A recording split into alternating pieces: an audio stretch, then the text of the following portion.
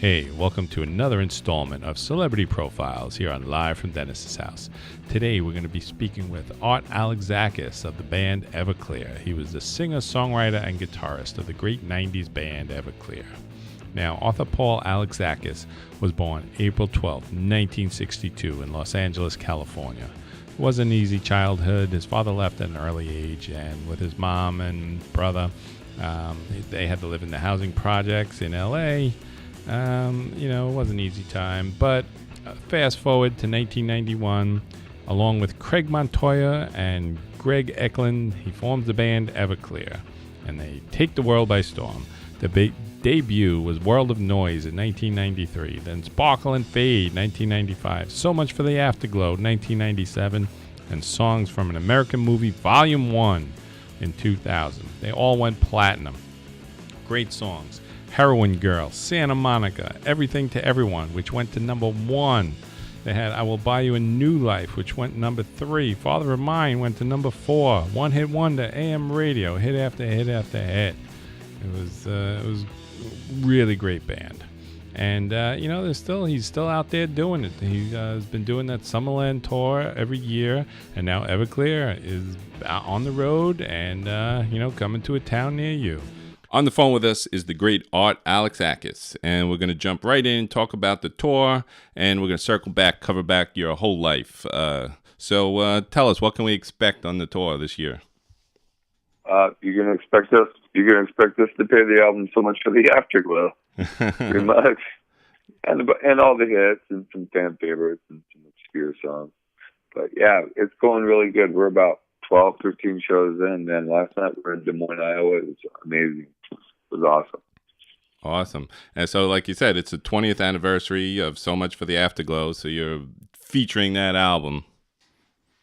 Absolutely. And who do you have? No, we're playing the whole album. Right. We're playing it in half because, I'm an old guy and I think of albums in sides. So we're doing side 1, and then we do some songs from Sparkle and Fade, and then we even do a song from World of Noise, and maybe another obscure little nugget, and then we come back and play side 2, and then we play hits all the way out after that. All right, great idea. Yeah, like you said, this is the 20th anniversary of So Much for the Afterglow. Great album, good as any album out there, maybe the best album of the 90s. I don't know about that, but it's one of our best records. It's not our best record. It's our best selling record for sure. Yeah. And it's a hell of a legacy, for a songwriter and for a guy who's writer, singer, producer guy. This is my band, and I'm very proud of it. And this record, I'm extremely proud of. I put my whole heart and soul into it, and it kind of, it started, it stopped. There was failure. Got my butt kicked along the way making this, and got back up again, which, teaches you a lot. And I didn't give up, and this is what I got from it. So it was a great lesson for me and for anyone who wants to do this kind of stuff, for sure. Now, because I always thought about that. Like, basically, when you're doing the first album, you have basically your whole life to write it. And then for the second album, they give you, 6 months, a year maybe? And the pressure must be tremendous. Well, this is our third album. Right, okay, think about it, though. This is our third album. I started writing when we were on the road, and I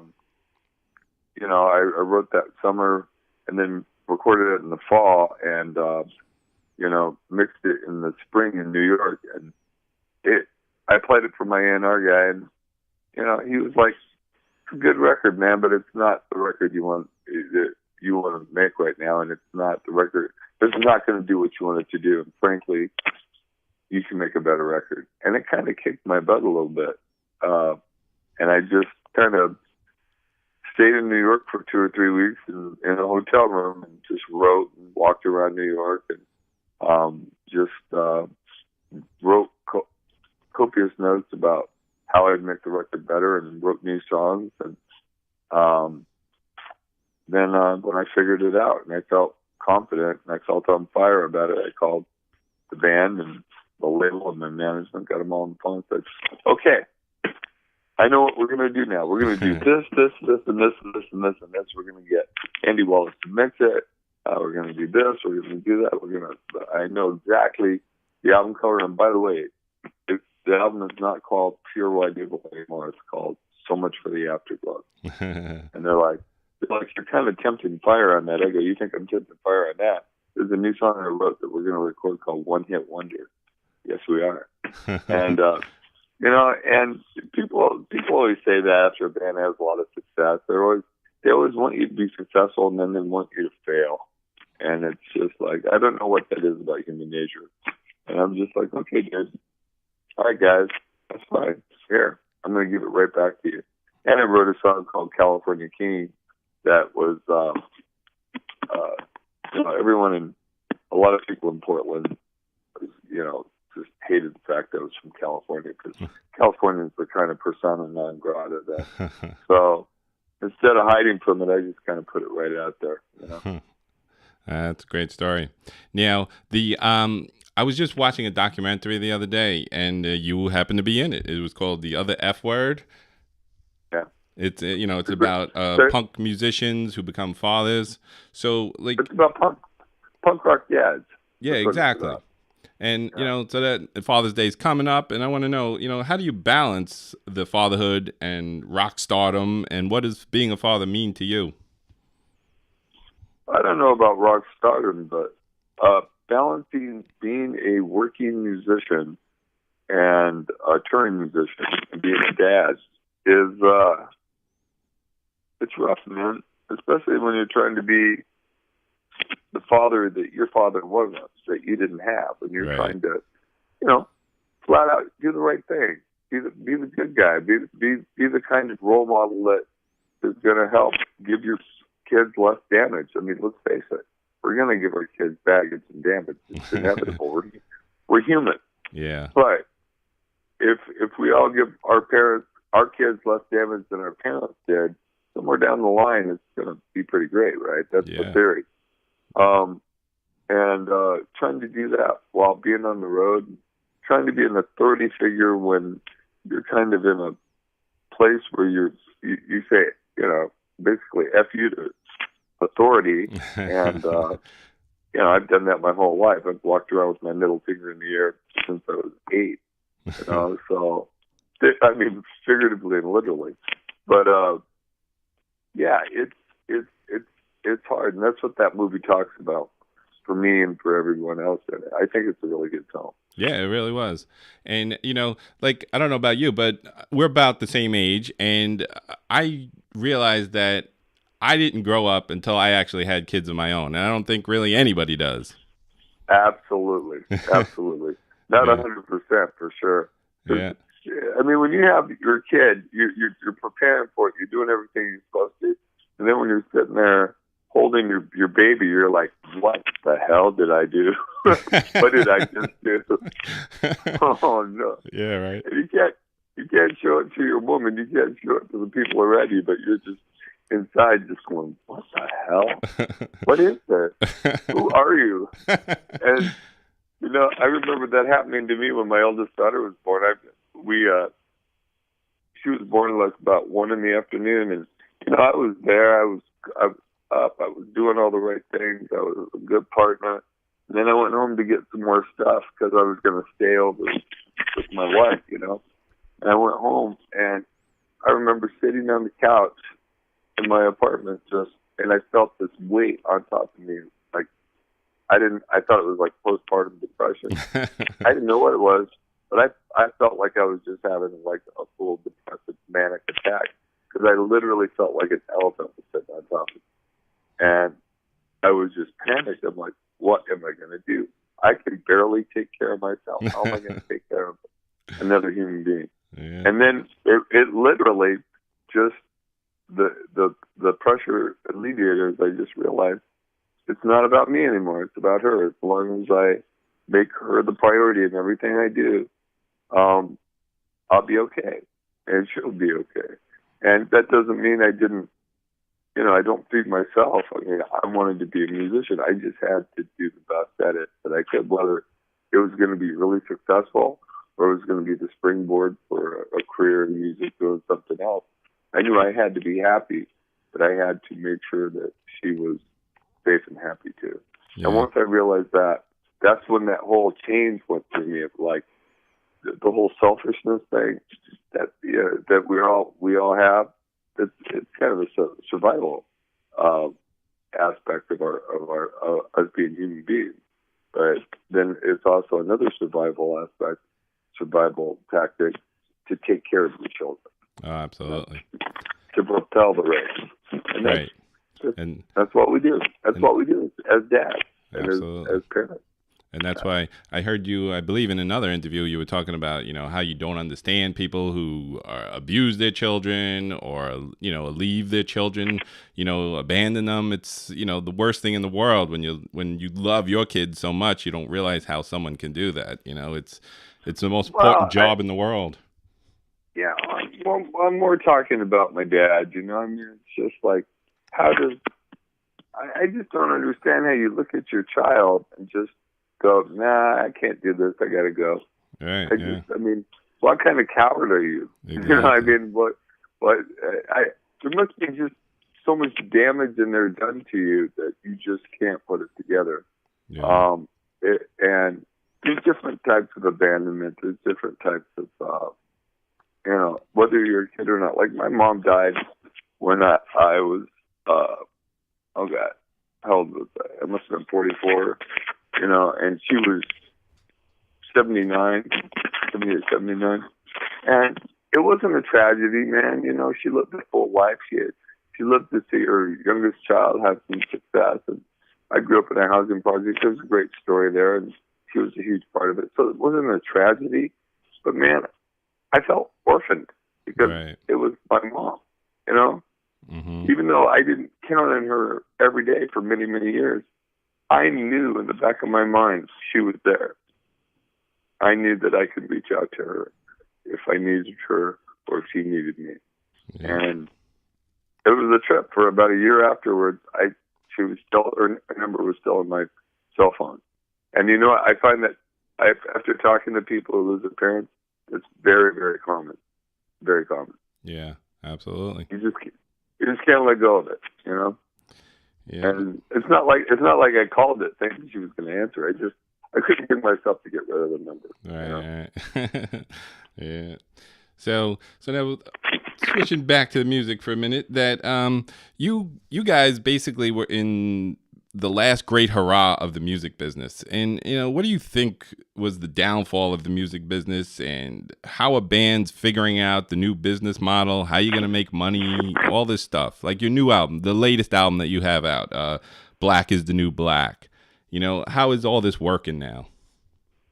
Man, that's a lot of questions. Yeah. Give me one. Let me get started. What's the first one? All right. So what do you think was the downfall of the music business? Okay. So, yeah, we did come up in the golden age, the last gasp of the record business as we knew it.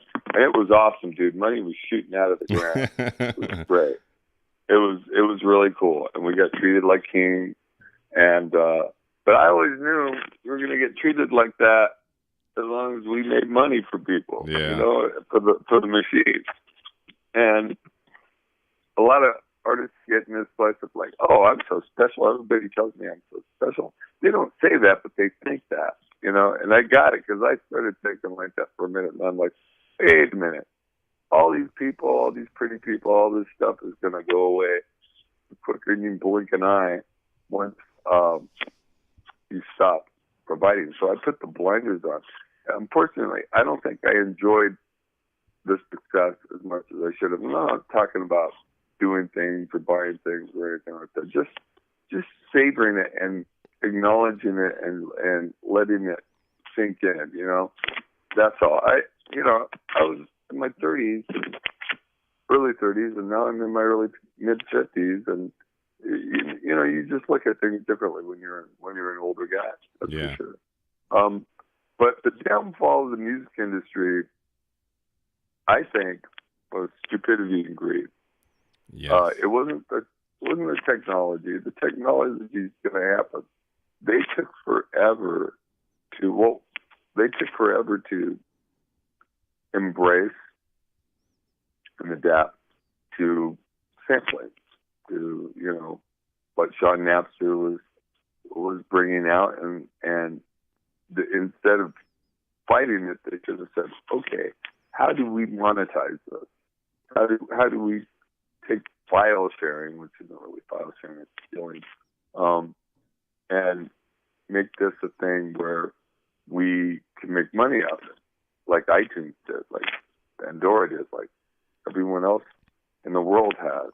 Right. But no, they just tried to slam the door on it, which is stupidity and greed, because they didn't want to share this money with any of these newcomers.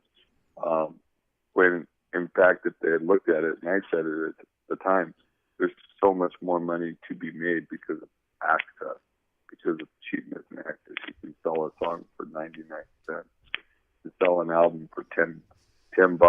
You don't have any overhead on it. You don't have any shipping. You don't have any this and that, and taxes and state tax. It's just $10 right now, and which is pretty much more than they were making on per record, anyways. When you take all those things into it, right? And it was just stupidity and greed, Yes. and it's never going to be the same. No. Ever. And that's cool. Maybe it's not meant to. I mean, the industry for a while there was very, it made me feel a sense of hope, because even though bands like us were selling less records, we were making more money off the records because there was a more equitable split, you know? And then came streaming, and streaming has just decimated the artist share. It's just ridiculous what artists make and don't make off streaming. I don't stream.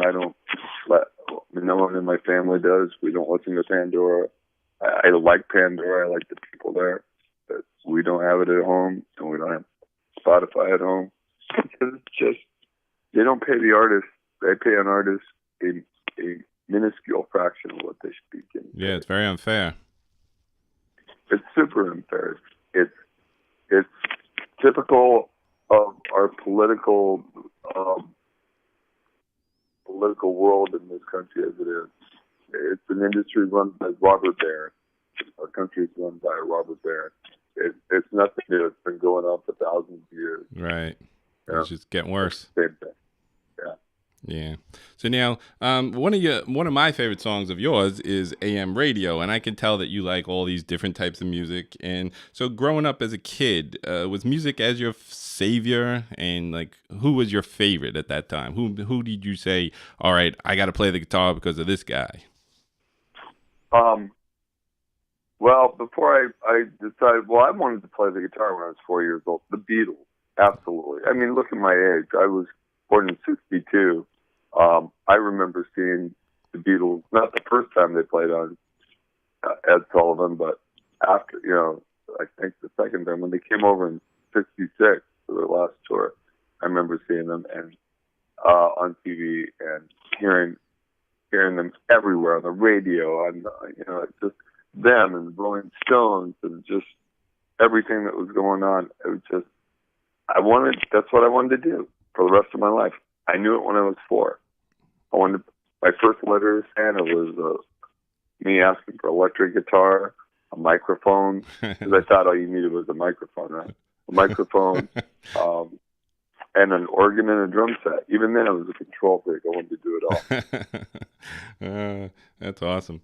Now, yeah, I think because I was born in '64, so we're about the same age. And same age.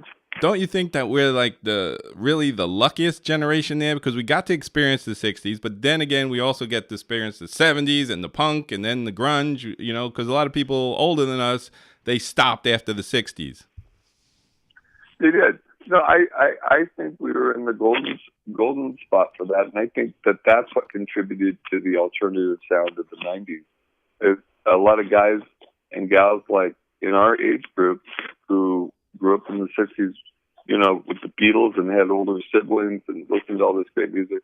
and then our coming of age with the 70s, pretty much, and then a lot of the alternative stuff in the 80s. I didn't listen to popular music in the 80s. The only time I heard popular music that was on, pop radio or AOR rock radio was when I watched MTV, which I did voraciously.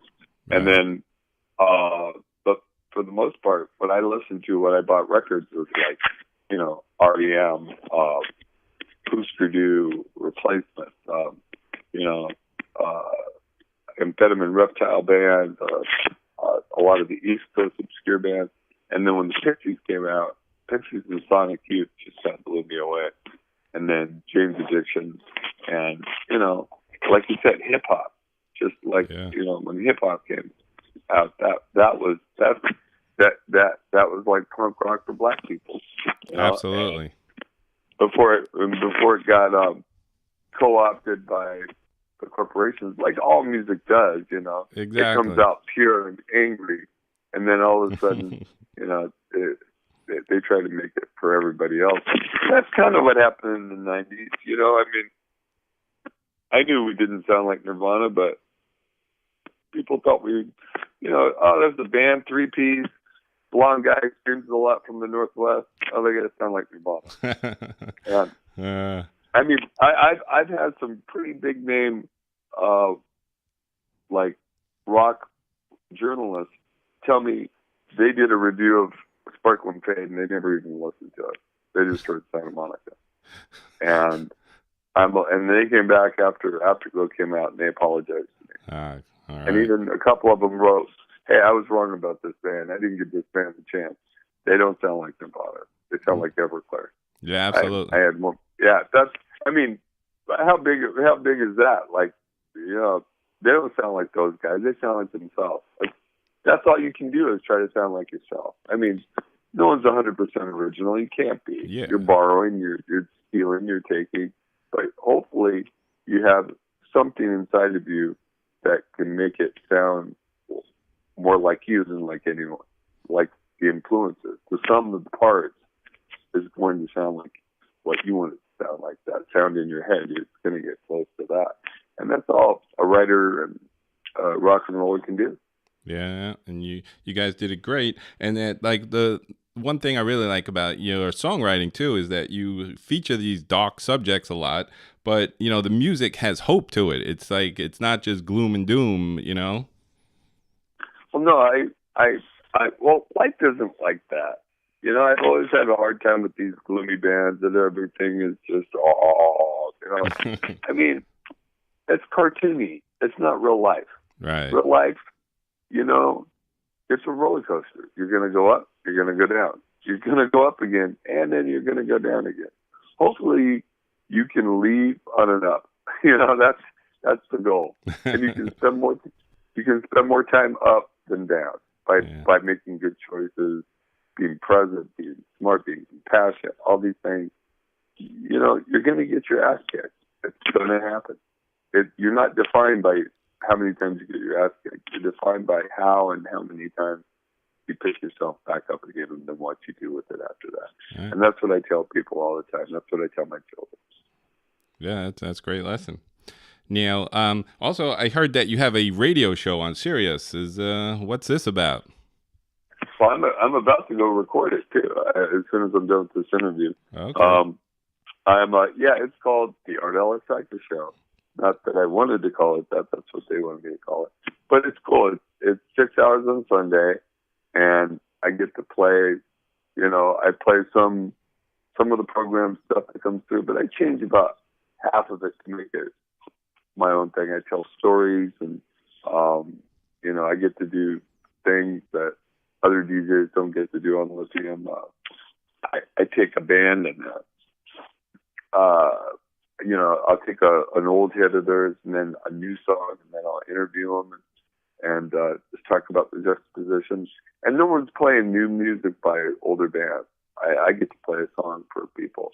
I think it's really important because there's a lot of bands out there from my era specifically that is, they're good bands, great Absolutely. bands.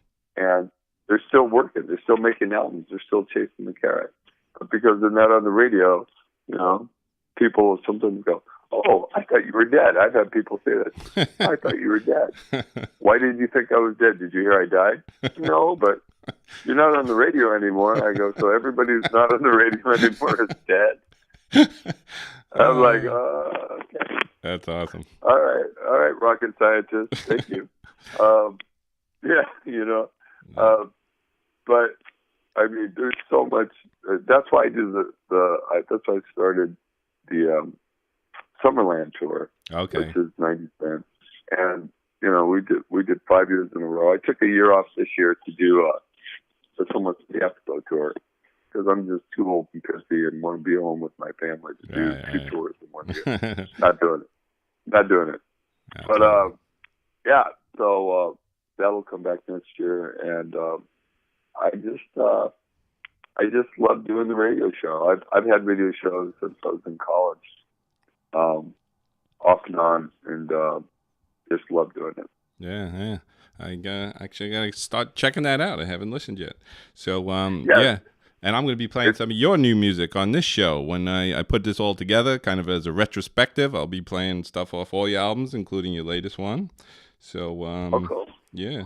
So, all right. So, you know, thanks for calling in. Thanks for talking to us. And I'm going to be checking you guys out. Irving Plaza, New York City, June 6th. Can't wait for that concert. It's going to be awesome. I know it. And it's sold out. It's going to be a great show. Yeah. Who's going to be opening up? You have two other bands with you.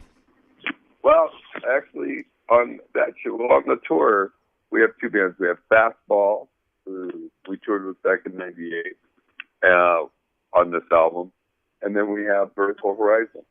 But also at that New York show, my friends in Roots, it's a great New York band. It's been around for years. They're gonna open up the show. Okay, cool.